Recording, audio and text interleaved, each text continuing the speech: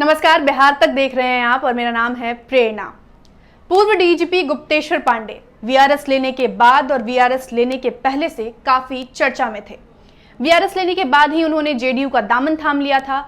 मुख्यमंत्री नीतीश कुमार ने उन्हें जेडीयू में लाया और उनका स्वागत किया, काफी खुले मन से उनका स्वागत किया गया। जिसके बाद पूर्व डीजीपी से जब ये सवाल किया गया कि वो किस विधानसभा सीट से चुनाव लड़ेंगे या किस लोकसभा सीट से चुनाव लड़ेंगे, क्योंकि वाल्मीकि नगर एक सीट है बिहार की लोकसभा सीट जो अभी खाली है, तो ऐसे में दो सवाल थे डीजीपी के सामने जिसका उन्होंने ये जवाब दिया कि अगर अभी फैसला नहीं लिया गया है, अगर पार्टी चाहेगी कि मैं चुनाव लड़ूं तो जरूर लड़ूंगा।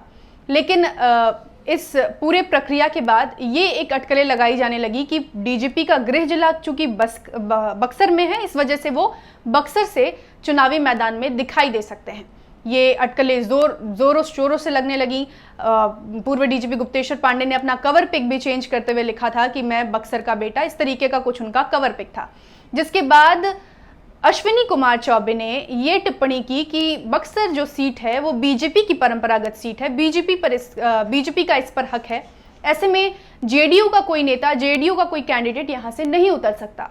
अब इस सवाल के बाद ये भी सवाल खड़ा होने लगा कि अगर बक्सर सीट से अगर गुप्तेश्वर पांडे नहीं चुनाव लड़ेंगे तो कहां से लड़ेंगे।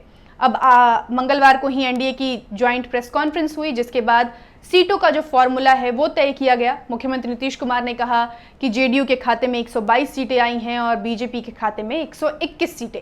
प्रेस कॉन्फ्रेंस के बाद बीजेपी ने उन 121 सीटों का लिस्ट भी जारी किया जो बीजेपी के कोटे में गई हैं। कौन कौन सी सीटें हैं उनका पूरा ब्यौरा बीजेपी ने दिया। उसके बाद ही सीटों का ब्यौरा देने के बाद पहले चरण में जिन सीटों पर चुनाव होने हैं उन सीटों में से बीजेपी के कोटे में कौन सी सीटें आई हैं और वहां से कौन कौन से उम्मीदवार बीजेपी की तरफ से उतरेंगे, इसका भी पूरा ब्यौरा बीजेपी पार्टी की तरफ से जारी किया गया।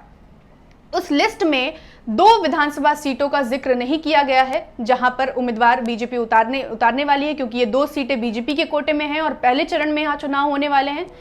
ये दोनों ही सीटें, एक बक्सर सीट है और एक भागलपुर सीट। इन दोनों ही सीटों पर कौन से उम्मीदवार उतारे जाएंगे बीजेपी की तरफ से, इसका खुलासा बीजेपी ने नहीं किया है। जिसके बाद ये सस्पेंस बना हुआ है कि आखिर बक्सर सीट से बीजेपी कौन सा उम्मीदवार उतारने जा रही है। क्या ये सीट गुप्तेश्वर पांडे के लिए किसी भी तरीके से, क्या ये सीट गुप्तेश्वर पांडे के पाले में जाएगी या बीजेपी ही अपना कैंडिडेट यहां से उतारेगी, ये सवाल पूर्णतः बना हुआ था। उसके बाद हालांकि गुप्तेश्वर पांडे ऐसी स्थिति में उनके पास क्या विकल्प है, तो आपको बता दें कि वाल्मीकि नगर जो सीट है, जो बिहार में खाली है, लोकसभा सीट है, गुप्तेश्वर पांडे यहां से भी चुनाव लड़ सकते हैं। अगर जेडीयू और बीजेपी में कोई साझी बातचीत हो, एक समझदारी बन जाए कि नहीं इस सीट से गुप्तेश्वर पांडे को उतार देना चाहिए, तो देखने को मिल सकता है कि वो वाल्मीकि नगर सीट से चुनाव लड़ सकते हैं। लेकिन एक पूरी तरह से माहौल बनाया गया था। बक्सर की जनता भी काफी उत्साह में थी कि यहाँ से पूर्व डीजीपी गुप्तेश्वर पांडे चुनाव लड़ेंगे तो किस तरीके का माहौल होगा। एक पूरा माहौल बनाया गया। लेकिन इसके बाद जब ये चीजें निकल कर आई कि नहीं, जो बक्सर सीट है वो बीजेपी के खाते की सीट है, जेडीयू के खाते की सीट नहीं है, तो ये सवाल तो जाहिर है कि उठेगा ही कि आखिर गुप्तेश्वर पांडे किस राह जाएंगे, कौन सी सीट से चुनाव लड़ेंगे।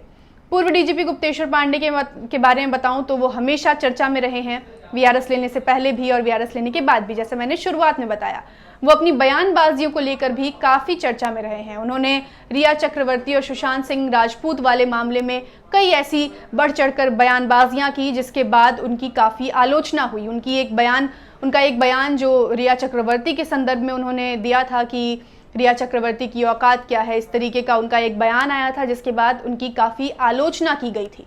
हालांकि वो इन सारी बातों को दरकिनार करते हैं। वो हमेशा कहते हैं कि सुशांत सिंह राजपूत के मामले में उन्होंने इसलिए हस्तक्षेप किया क्योंकि सुशांत सिंह राजपूत बिहार का बेटा है और उनके पिता ने उनसे मुलाकात की थी, इस वजह से उन्होंने बढ़ चढ़कर इस मामले में हस्तक्षेप किया।